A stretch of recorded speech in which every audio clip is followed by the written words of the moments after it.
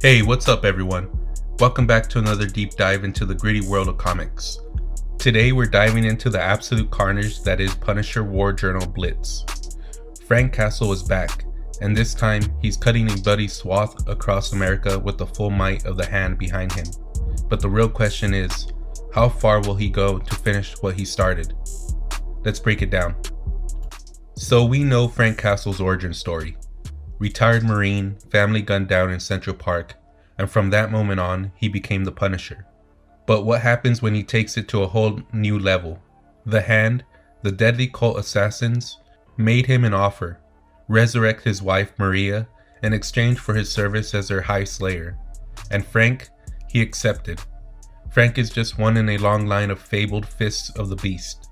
Now, with an army of ninja assassins at his beck and call, he now uses the Hand's resources to battle criminals, warmongers, and violent offenders across the globe. We start with Frank tearing through HATE-MONGER's operations like a one-man apocalypse. From Ohio to Los Angeles, from New York to Minnesota, HATE-MONGER's criminal empire is getting torched. And I mean literally, because Frank has his men burning the money and taking the weapons at every stop. Amid the turmoil, Frank methodically tracks down HATE-MONGER, dismantling his operations state by state. Reflecting on the adversary's ruthless tactics, Frank remarks, 2 metric tons of ammonia nitrate hidden in the cocaine he knew we'd burn. Ruthless and effective. Hydrogen cyanide triggered remotely, killing 10 times as many of his men as mine. Despite HATE-MONGER's retreating into hiding, his counterattacks persist. When a Hand operative informs Frank, "He is not here, Lord Fist," Frank responds coldly, "You don't say. No matter, we continue." The hunt shows no sign of slowing. And when he finally gets to HATE-MONGER's headquarters in Minnesota, oh, it's a full-blown war zone. Assessing the situation, Frank notes, "Fine by me. M2, 50 caliber, 9.16 rounds per second. Adamantium-tipped bullets. Deadly combination. Rips through concrete and steel like air, but you still need to hit your target." Observing the lack of true professionals among the combatants, he deduces, HATE-MONGER surrounded himself with professionals, which is how I know he's already left. We're fighting well-armed amateurs, another deadly combination. Frank has no sympathy for the men standing in his way. They chose their side, he reflects, even if they mistook Finn's brutality for strength and his lies for reason. The second he adopted the moniker HATE-MONGER, he left very little doubt about who he truly is. It's right there in the H on every jacket, tattooed on every arm. As if to punctuate his thoughts, the scene shifts to reveal a dead henchman, the H tattoo emblazoned on his arm. Taking command, Frank instructs the Hand operatives, burn the money, take the weapons. They respond immediately, "Yes, Lord Fist." Seeking survivors, Frank asks, "Anyone left alive?" A Hand member informs him of 2 people barricaded in a chamber. Without hesitation, Frank orders the door breached. As the chamber door is knocked down, gunfire erupts. Frank swiftly disarms one attacker, leaving the other, Werner Mayer, trembling. Mayer blurts, "Hey, do you know who I am?" To which Frank coldly replies, "I do," then stabs Mayer through his chest. Reflecting privately, Frank considers, they had a choice. Not all soldiers can say the same. Werner Mayer, one of HATE-MONGER's media puppets, pays him a fortune. Cleans up his past too. Took a lot of bleach. Called himself the voice of freedom. Whose freedom remains unclear. Frank looms over one of HATE-MONGER's henchmen, his voice dripping with disdain. "Proud protector of liberty, huh? Look at the state of you. A badge you've never earned. Ready for war in all but mind, huh? The local army surplus store must think they've hit pay dirt every time you and your buddies waddle in." Panicked, the henchman blurts out, "He's not here. HATE-MONGER is not here. I don't know where he is." "I know," Frank replies, his tone icy. "But tell me one thing. Been wondering this for a long time. What the hell do you have to be proud of?" Before a member of the Hand can finish saying, "He is the last one," remember, Frank cuts him off, sharply. Fine. Lucky bastard. The henchman scrambles to make a phone call. Desperation drips from his voice as he speaks. He came. The Punisher. Mayor is dead. Everyone's dead. It's all burning. The drugs, the money, the trucks. It's all gone. Cut to HATE-MONGER receiving the call. He listens silently before replying coldly. The Punisher left you alive? And you proceed to call here? Without waiting for an answer? He hangs up and mutters. And as the garden burned, Adam blamed Eve. Eve blamed the serpent, and the serpent did not have a leg to stand on. His captain looks confused. Excuse me, sir? HATE-MONGER clarifies with a faint smirk. That was a joke, Captain. He's found us. The captain asks anxiously, should we evacuate? No, HATE-MONGER says firmly. It's too late for that. The Punisher has destroyed my merchandise, my property, my ships. He's stolen my weapons, killed my men. This is where the real war is waged. If he destroys this place, I have nothing left. The captain hesitates before asking, is it personal, sir? HATE-MONGER stares into the distance. I'm not sure anything is personal to Frank Castle, but I met him once, and I did live to tell the tale. The captain presses. How? When? About 10 years ago, HATE-MONGER replies, his tone dark. In a village in the Bleskovich forest. It's not there anymore. Confused, the captain asks, the forest? HATE-MONGER's response is chilling. The village. The story takes us back in time to a flashback set in Bleskovich forest, roughly 10 years ago. As Frank walks through the village, the scene is grim. Lifeless bodies of people and animals lie scattered across the land. HATE-MONGER narrates the tragic tale with chilling detachment. The trick is to invent a war worth fighting. It's easier than one might think. Hunger is a good start. Differences ripe for weaponization. Religion, race, relatives, and a gun in the right hands. Just enough to ignite the fire. Once it's burning, it rages on by itself. The beginning soon becomes irrelevant. Nothing is as self-perpetuating as war. I did them a favor. Decades of instability. No one prospered. I gave them the means to end it, to weed out those who held them back. But what we hadn't accounted for was Frank Castle. Amidst the destruction, Frank approaches a villager burying the deceased. He asks, where are the others, the women, the kids? The villager, a woman, hesitates before responding. You here to help us? Yes, Frank says simply. Her reply is laced with pain and resignation. Then you're too late. Too late. The narrative shifts abruptly to the present. In Alaska, Frank reflects. We trace the call from middleman to the freezing edge of the country. It was a clumsy mistake. I know it. Finn knows it. He knows we're coming. Frank surveys the town, a shadow of its former self, marked by deep mines, off-the-grid isolation, and an unpredictable layout. Easy to defend, hard to infiltrate. I'd expect nothing less. Corpses of our men, shipped in from Ohio. The welcome wagon. 22 people, seemingly unarmed prisoners. No sign of Finn's army. But this is the place. There is no retreat from here. You must die where you stand. Frank's attention shifts to red marks on the ground. What are these? He asks. A hand operative replies, it's paint, Lord Fist, maybe some sort of distance marker. Frank tones hardens. Theatrics. It's a message. Let's go. The team moves cautiously. Frank spots a sniper in a bell tower with a clear shot but realizes something is amiss. Something's wrong. They're not shooting at us. They're shooting civilians. I missed something. Again. Immediately, Frank orders his team to retreat. Meanwhile, HATE-MONGER watches from a distance, raising a glass, mockingly, welcome to the war, Frank, you coward. The flashback in Bleskovich forest unfolds with Frank Castle reflecting on the villager's words. She's got a point, Frank mutters. I'm always too late.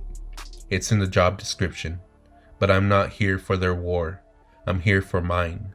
I'm here for the man who profits. a man who sees opportunity in their poverty and desperation. Despite the grim reality, Frank does what he can. Gasoline, 4 armed men, 40 prisoners about to be burned. As the villagers plead desperately for mercy, one cries out, "Please, please, he's just a boy. Take me, but not the boy. Let him go, let him go. I beg you." Frank methodically takes out one of the guards, remarking, "They'll smell it." 3 guards left. His focus sharpens as he eliminates another. They know they're about to die. Frank continues, "I can feel their hopelessness from here. The disbelief, the resignation. This isn't the world they knew anymore." 2. Taking out the next guard, Frank grimly acknowledges, "It'll never be again. I should know." With the guards subdued, Frank reaches the hostages and asks urgently, "Where are the others?" A villager points and says, "Down there, many men, many guns." The narrative shifts to the present in Alaska, where Frank is leading the hand against HATE-MONGER's forces. Frank observes his surroundings with cold precision. The crack of the rifle echoes between the mountains. "Look what you made me do," it rings. Ah, yes, Finn's digital operation. Soldiers in a different kind of war. Doesn't make them any less guilty. The display of cruelty was for my benefit. A futile attempt to throw me off my game. Disappointing. Frank turns to a hand member. "Who are the people?" The operative responds, "Bot herders and the server farm crew, we believe." "Change of plans," Frank announces. "We need chaos. The PIM grenade should do it. It'll take out the sniper, fog everything, then move in, win the war, by any means." As grenades launch and chaos erupts, Frank reflects, "I thought he knew me better." Creaking wood, breaking bones, foundations failing, chaos, but no gunfire, silence. The shot that breaks it will be deadly. Professionals don't rely on luck. Spotting the enemy's weapons, Frank remarks grimly, "There, adamantium-tipped bullets, apostle guns. Some weapons are banned from war, deemed too cruel for humanity. Oxymoron, if I ever heard of one. The PIM particles expand whatever they hit. Don't understand how, don't need to. If you can make grenades, you can make bullets. Bullets that pierce the skin and release the particles into your skeleton, lungs, intestines. Brutal way to die. They'd be banned, but we still use them. Can't tell a dying man how to not kill." As the battle rages, the village feels like it's holding its breath. Our enemy isn't giving up their positions until they see their target. Guessing it's me. Better give them what they want. Good dogs. That's all my men need. The swords find their targets. A hand member remarks in reverence, "Bless the beast," referring to Frank. Amid the chaos, HATE-MONGER's captain reports the situation. "Castle is here, sir. It's messy. They've taken out communications and the generator. I'm not confident we'll be able to." She's cut off as an explosion narrowly misses her. Regaining her footing, she pleads, "Please, sir, we need to consider evacuation." HATE-MONGER replies mockingly, "A joke. A war is not about who is right, but who is left. I hear your hesitation, but I assure you, he will not stop, and he will not accept your surrender. If you flee, he'll find you. There's some purity to it. If you think about it, he dies or you die. Castle is in range. You know what to do. End this." "Yes, sir," the captain responds. Watching the fight unfold through his monitors, HATE-MONGER muses, "Like a moth to a flame, huh, Frank? You can never resist a good fight." The flashback takes us back to Bleskovich Forest, where the truth unfolds. The man who had directed Frank Castle to the soldiers reveals himself to be none other than HATE-MONGER. Disguised as a villager and pretending to be a victim of the war, he drops his facade as his men arrive. Commanding the scene with cold detachment, HATE-MONGER calls for the helicopter and commends the hostages for their convincing performance in fooling Frank. In the present, Frank senses a shift in the battlefield. Gunfire is stopped. Something is up. Gas. Don't breathe. He warns as the area is suddenly engulfed in gas. "I can hold my breath for 3 minutes on a good day, not while running. I have 30 seconds at best. Gritting his teeth, Frank inhales, his body aflame with pain. Everything burns. Feels like my skull is on fire. Desperate for oxygen, he noticed his integrated radio malfunctioning due to the short-range interference. Satellites are down. He must be here somewhere. Frank is ambushed by the captain. The captain strikes Frank with the butt of her gun, effectively making him breathe in gas. Frank manages to take out the captain with a sword, prying her gas mask off as she collapses, succumbing to the poison. Seizing the moment, Frank retrieves an earpiece from her, and HATE-MONGER's voice crackles through. "Frank, is that you? Ah, Frank, it sounds like you're too late." We return to Bleskovich Forest in the past. Frank recalls the haunting silence. You'd think there'd be screaming, but there's not enough air to fill the lungs of the ones trapped inside. The acrid scent hits him first. I smell it before I hear it. Burning wood and flesh. The barn holds the hostages in a blaze, and above it, HATE-MONGER makes his escape in a helicopter. A soldier loyal to HATE-MONGER emerges from the chaos, gun in hand, aimed directly at the back of Frank's head. "Regards from Finn Frats," the soldier sneers, preparing to fire, but before the trigger is pulled, a gunshot rings out, and the soldier crumbles to the ground, taken out by the villager woman Frank had encountered earlier, the one bearing bodies. For a fleeting moment, their fates are intertwined. "We are allies for a moment," Frank reflects. "I want to tell her that I lost something too, but we both know we're not the same. I chose my war." Back in the present, HATE-MONGER's voice crackles through the comms, taunting Frank. "Oh, Frank, Frank, you are dying." "So are you," Frank retorts, his voice sharp with resolve. "Perhaps," HATE-MONGER concedes with unnerving calm, "but what a finale. It's not hard. In my line of work, one often contemplates one's death.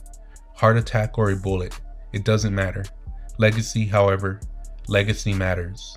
Violence begets violence. War begets war. Every person you killed in my name will become someone's inspiration. They will rise up. Finally, hate begets hate, Frank. Yours too. You've done more for me in the past few days than I could have done myself. It's all fuel on the fire. Frank, are you dead at last?" As HATE-MONGER mocks him, Frank pushes forward through a dark tunnel, unwavering. "Keep him talking," Frank mutters to himself. "He's here. Keep going, Frank. Keep going.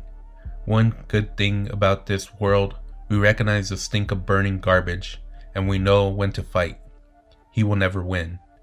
Frank reaches the door and bursts into the room, facing HATE-MONGER at last. "Hate to disappoint," Frank says coldly. "Well then," HATE-MONGER replies, a twisted smile forming. "Frank Castle, at last. A story. 3 men were granted 1 wish each. The first asked for wisdom. He wanted to understand the great mysteries of the world. He went mad within a week. The second asked for freedom. He wanted to live by his fist and his will. He starved to death before he was 30. The third asked for war. He wanted to feel something, to live before he died. A life of glory and honor. He watched his brothers die, one by one, until he froze to death in a foxhole. Tell me something, Frank. What do you wish for?" Frank's response is curt and cutting. "I wish you'd shut the hell up." HATE-MONGER, grinning slyly, continues, "Oh, come on. You wouldn't deny me a gentleman's death, would you?" "Funny," Frank says, gripping his sword. "I thought you knew me better." Without hesitation, Frank slices HATE-MONGER's arm clean off and throws him into the waiting jaws of polar bears. HATE-MONGER's screams echo. "Dear God, no!" A member of the Hand, ever loyal, turns to Frank and asks, "What now, Lord Fist?" Frank surveys the chaos with unyielding determination. "We continue," he replies, already prepared for the next battle. And there you have it, the explosive tale of Punisher War Journal Blitz. From HATE-MONGER's sinister manipulation of war-torn villages in Bleskovich Forest, to the intense final showdown against Frank Castle in the icy desolation of Alaska. This story is a masterclass in brutality and justice. It's not just about the gunfights or the blades, it's about the war within Frank Castle himself. As he confronts not only his enemies, but the legacy of violence he leaves behind, ultimately, this is a story about vengeance, morality, and survival, with stakes higher than ever. If you're looking for a Punisher story that pulls no punches, this is the one for you. Don't forget to smash that like button, subscribe for more epic comic breakdowns, and let me know in the comments. HATE-MONGER claims that violence begets violence. Do you agree with this philosophy, or do you think Frank Castle proves otherwise? What was your reaction to the way Frank handled the final confrontation with HATE-MONGER? Was it justice, vengeance, or something else entirely? The alliance with the Hand plays a key role in Frank's mission. How do you feel about the Punisher working alongside a group of questionable morals? Does it add complexity to his character? Thanks for watching, and until next time, peace.